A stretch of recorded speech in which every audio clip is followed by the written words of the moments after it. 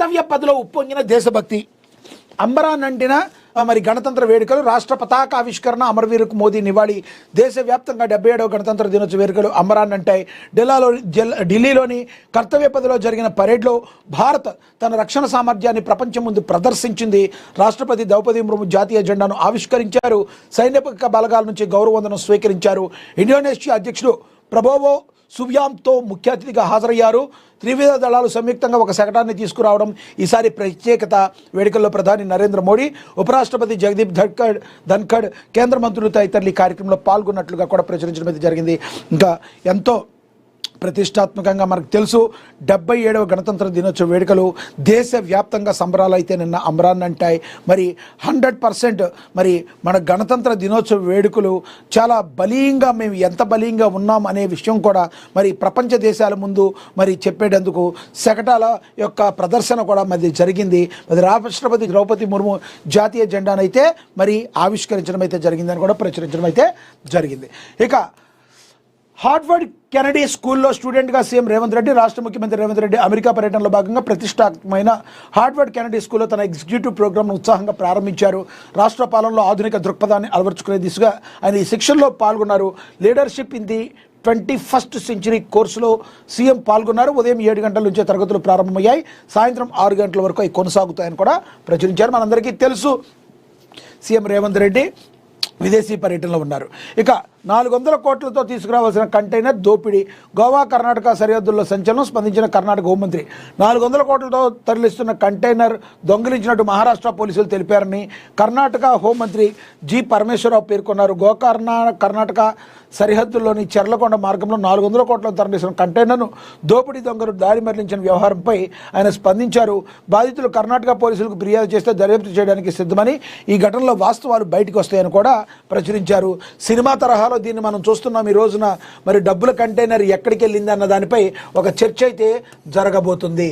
ఇంకా global skill హబ్గా తెలంగాణ ఉంటుందని గణతంత్ర వేడుకల్లో జిష్ణుదేవ్ వర్మ అయితే మరి చెప్పడం అయితే జరిగింది. సికింద్రాబాద్ పరేడ్ గ్రౌండ్లో ఘనంగా గణతంత్ర వేడుకలు అయితే జరిగాయని కూడా ప్రచురించారు. $3 ట్రిలియన్ ఎకనామీ లక్ష్యంగా తెలంగాణ ముందుకు సాగుతుందని గవర్నర్ జిష్ణుదేవ్ వర్మ పేర్కొన్నారు. రైజింగ్ తెలంగాణ 2047 సరికొత్త లక్ష్యాన్ని నిర్దేశించుకుందని తెలిపారు. 77వ గణతంత్ర దినోత్సవాల్లో భాగంగా సికింద్రాబాద్లోని పరేడ్ మైదానంలో జరిగిన గణతంత్ర దినోత్సవ వేడుకలకు గవర్నర్ ముఖ్య అతిథిగా హాజరై జాతీయ జెండాను ఆవిష్కరించారు. అనంతరం సైనికుల నుంచి గౌరవవందనం స్వీకరించారు. అమర జవాన్లకు గవర్నర్ సైనికాధికారులు నివాళులు అర్పించారు. ఈ వేడుకలో ఉప ముఖ్యమంత్రి బట్టి విక్రమార్క, మంత్రులు, ప్రభుత్వ కార్యదర్శి రామకృష్ణారావు తదితరులు ఎంతోమంది పాల్గొనడం అయితే జరిగిందని కూడా ప్రచురించారు. ఇక అదేవిధంగా తెలంగాణ నియోజకవర్గాలు లోక్సభలో కలిపి అసెంబ్లీ ఎన్నికలు అని చెప్పి లక్ష్మణ్ కూడా ఇందాక చెప్పడం జరిగింది. ఇక విదేశీయుల్లో సీఎం రేవంత్ రెడ్డి, బట్టి, ఉత్తమ్ సహా 4 కీలక మంత్రుల భేటీ. సింగరేణి అంశంపైన సీరియస్ చర్చ. ఢిల్లీలో పీసీసీ చీఫ్ మహేష్ కుమార్ గౌడ్ భేటీ తప్పేమీ కాదు అని చెప్పి ప్రచురించడం అయితే జరిగింది. ఇక ప్రజాభవన్లో 4 మంత్రులు అత్యవసరంగా భేటీ స్టేట్ పాలిటిక్స్లో చర్చనీయాంశంగా మారింది. సోమవారం సాయంత్రం లోక్ భవన్ ఎట్ హోమ్ ముగిసిన అనంతరం మరి 4 ఒకే కారులో ప్రజాభవన్కు వెళ్లారు. సింగరేణి అంశంపై రాష్ట్రంలో తీవ్ర చర్చకు దారితీసిన నేపథ్యంలో వీరి భేటీకి అయితే ప్రాధాన్యత సంతరించుకుందని కూడా ప్రచురించారు. ఇక ఈ సమావేశంలో ఉప ముఖ్యమంత్రి బట్టి విక్రమార్క, ఉత్తమ్ కుమార్ రెడ్డి, శ్రీధర్ బాబు, అడ్లూరి లక్ష్మణ్ కుమార్ పాల్గొన్నారు.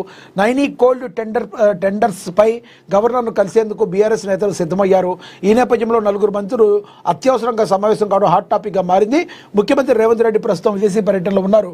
మరోవైపు సీఎం రేవంత్ రెడ్డి సోమవారం హార్వర్డ్ యూనివర్సిటీ తరగతులకు హాజరయ్యారు.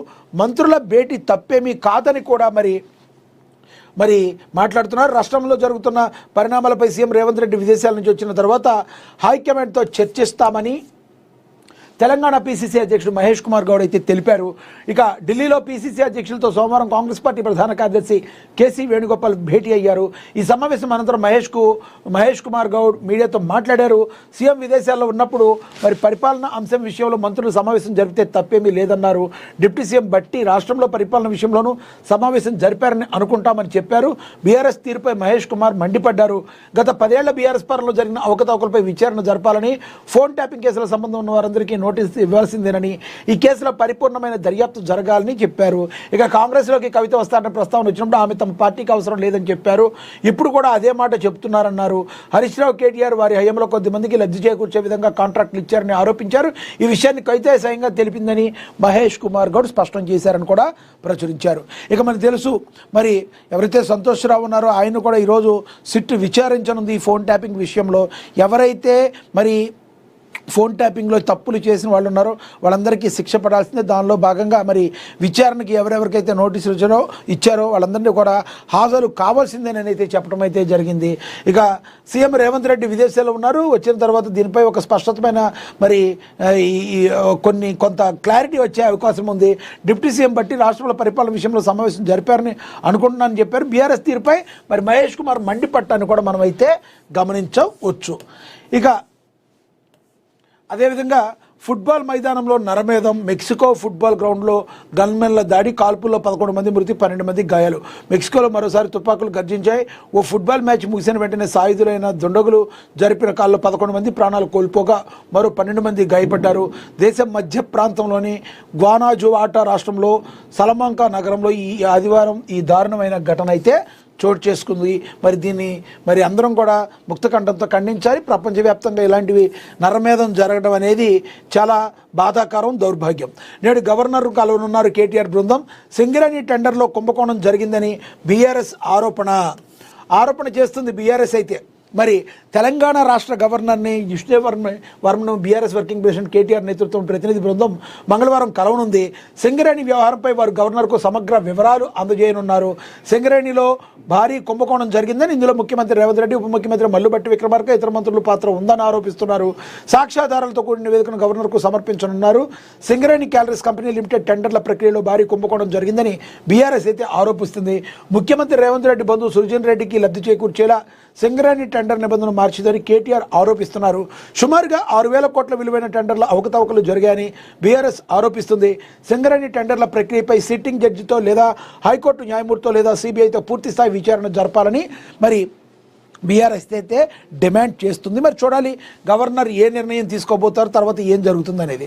ఇక జోగనపల్లి సంతోష్కు సిట్ నోటీసులు, నేడు విచారణ మనం మాట్లాడుకున్నాం. మరి ఫోన్ ట్యాపింగ్ కేసులో బీఆర్ఎస్ మాజీ ఎంపీ సంతోష్ కుమార్కు సిట్ నోటీసులు జారీ చేస్తుంది. మంగళవారం మధ్యాహ్నం 3 గంటలకు తమ ఎదుట హాజరు కావాలని నోటీసులో పేర్కొంది. ఇప్పటికే ఈ వ్యవహారంలో మాజీ మంత్రులు హరీష్ రావు, కేటీఆర్ను సిట్ విచారించిన విషయం తెలిసిందే. సిట్ నోటీసులపై సంతోష్ స్పందించారు. చట్టాన్ని గౌరవిస్తానని మంగళవారం సిట్ ఎదుట